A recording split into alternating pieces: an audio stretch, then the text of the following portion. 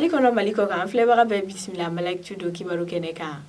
Bi kunnafoni minnu b'an bolo ka da u tulo kan o dɔ ye k'a fɔ décembre kalo tile 16 kɔnɔna la bingannikɛla dɔw binna taambakɛla dɔw kan Segu taga sira kan. Kunnafoniw y'a jira k'a fɔ tɛnɛ don décembre kalo tile 16 Segu taga sira kan bingannikɛla dɔw kɔni ye mobili 30 kɔni ɲɔgɔnna lajɔ. Ko ni mobili ninnu na kariw kun b'o la camion kun b'o la ko wa personnel tigiw yɛrɛ fana kun b'a la. U kɛlen ka ni mɔgɔ kofɔlen ninnu kɔni lajɔ u ye u bolofɛnw bɛɛ minɛ u la kelen kelen. Bingani kɛra sababu ye ni taamaden kelen joginna ko wa u ye cɛ dɔ ka miliyɔn 2 minɛ n'o kun bɛ k'i kunda Burkina de kan.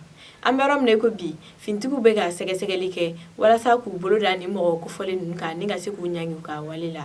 Lakanabaliya hukumu kɔnɔna la halisa a yirala k'a fɔ décembre kalo tile 17 cɛ dɔ bɔnɛna ni na Ansongo mara la.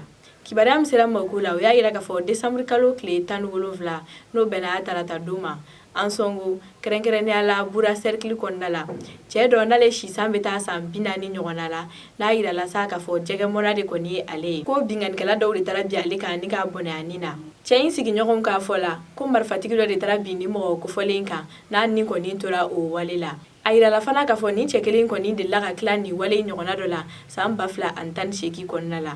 An bɛ yɔrɔ min ko bi ni wale in kɛbagaw ma dɔn fɔlɔ nka sɛgɛsɛgɛliw bɛ ka kɛ walasa ka se k'u minɛ. Jatigɛ wale tabagaw kɛlɛli hukumu kɔnɔna la a yirala k'a fɔ Union européenne olu bɛna kɛlɛkɛ mobili 34 di G5 Sahel jamanaw ma. Kibaruyaw y'a jira k'a fɔ Union européenne n'o ye tubabu jamanaw ka jɛkulu ye k'olu bɛna kɛlɛkɛ mobili 34 n'an b'a fɔ o ma ko blindé k'o di G5 Sahel jamanaw ma walasa k'u dɛmɛ jatigɛ wale tabagaw kɛlɛli la. Ko ni mobili kofɔlen n'a bɛ fɔ o ma ko blindé a dikun tɛ dɔwɛrɛ ye ka se ka an ka fintigiw dɛmɛ ka sebaya kɔni sɔrɔ jatigɛ wale tabagaw kan. O kama sa a bɛna di jamana minnu ma k'o ye Mali, Niger, Tchad, Mauritanie ale ni Burkina Faso. Hakililajigi la an b'a yirala k'a fɔ ni dɔrɔn tɛ dɛmɛ Union européenne mɔgɔw bɛ mun kɛ G5 Sahel jamanaw ye. Sabula a yirala k'a fɔ u kɛlen don ka miliyɔn 100 ɲɔgɔnna labila walasa nin jamana kofɔlen ninnu kɔni bɛ se ka dankari kɛ jatigɛ wale tabagaw la cogo min na. Kunnafoni kuncɛ la a yirala k'a fɔ denmisɛnnin 1000 ni kɔ ɲɔgɔnna de kɔni sotayalen don Mali kɛlɛ sababu la. Kabini san 2012 kɛlɛ dɔ wulila Mali kɔrɔnfɛ yan fan fɛ n'o kɛra sababu ye ka denbaya caman kɔni bila ka boli ka b'u ka duguw la lakanabaliya sababu la. Ni lakanabaliya in nana caya fo ka se jamana camancɛ bolo fɛ. O de kama Save Children n'o ye baɲumankɛ tɔn dɔ ye olu y'a jira k'a fɔ ka sɛgɛsɛgɛliw kɔni na denmisɛnnin 1000 ani kɔ olu de kɔni so t'u bolo ni wagati in na.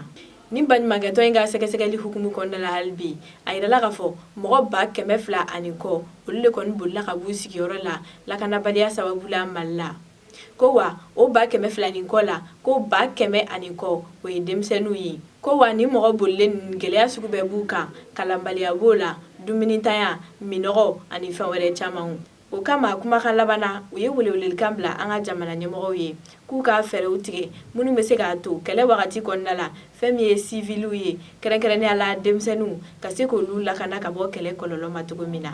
An balimaw an sera ka kunnafoni minnu dalajɛ ka bɛn bi ma jumadon décembre kalo tile 20 san 2019 o de kun ye nin ye aw ni ce a ka kulomajɔ la aw k'an bɛn dɔgɔkun wɛrɛ.